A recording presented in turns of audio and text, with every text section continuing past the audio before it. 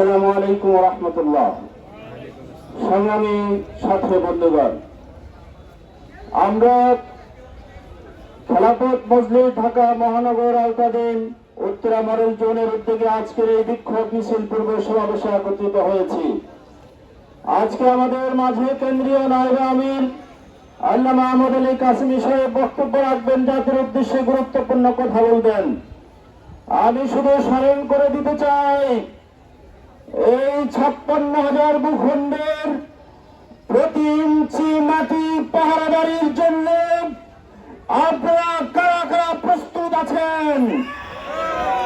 সংগ্রামী সাথী বন্ধুগণ, 1971 রক্তের বিনিময়ে আমরা যে ভূখণ্ড স্বাধীন করেছি, দীর্ঘ 50 বছর নানান কৌশলে কেউ নতুন বাংলার নামে, কেউ সবুজ বাংলার নামে, আবার কেউ সোনার বাংলার নামে আমাদের দেশে শাসন করেছে, দুঃশাসনের রাজ্য কায়েম করেছে। আমরা হুঁশিয়ার করে দেই, জুলাইয়ের সেই সংগ্রাম, ছাত্র জনতা দীর্ঘ সংগ্রামের একটা ফলাফল অর্জন করেছে।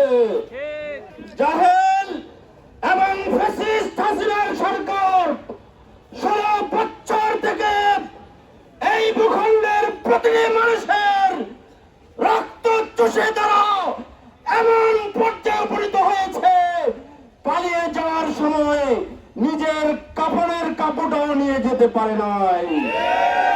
এখন উকি ঝুঁকি দিচ্ছেন, সাবধান করে দিতে চাই, ছাত্র জনতা ঘুমিয়ে পড়ে নয়, তৌহিদি জনতা ঘুমিয়ে পড়ে নয়। আপনি আসবেন বলে বেলকি দেওয়ার দরকার নয়, আপনাকে বাধ্যতামূলক করা হবে, বিচার করা হবে। সেই বিচারের রায় দেখে এদেশে আমার যে ভাইয়ের বুকে গুলি চালানো হয়েছে তার মায়ের দিল শান্ত হবে।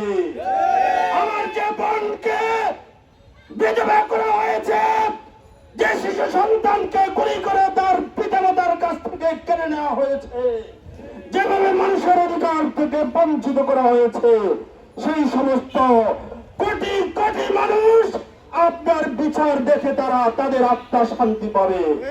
শেষ বলতে চাই, দেশের বিরুদ্ধে ষড়যন্ত্র করছেন, ভাবছেন ভারত বসে, ভারতের নিজের এখন তারা শুরু হয়েছে। তারা যখন তাদের নিজেদের মধ্যে গন্ডগোল থামানোর জন্য এখন ব্যস্ত হয়েছে, এজন্য ছাত্র জনতা স্লোগান দিয়েছে, যদি গুলি চলে, যদি বন্যায় আমার দেশের মানুষ মরে, তাহলে টান দিয়ে 7 সিস্টারকে তছনছ করে দেওয়া হবে। মনে রাখবেন, এখন দেশ সামলান নিজের, বাংলাদেশের দিকে আর কাউকে রক্ত চক্ষুর তাকানোর সুযোগ দেওয়া হবে না।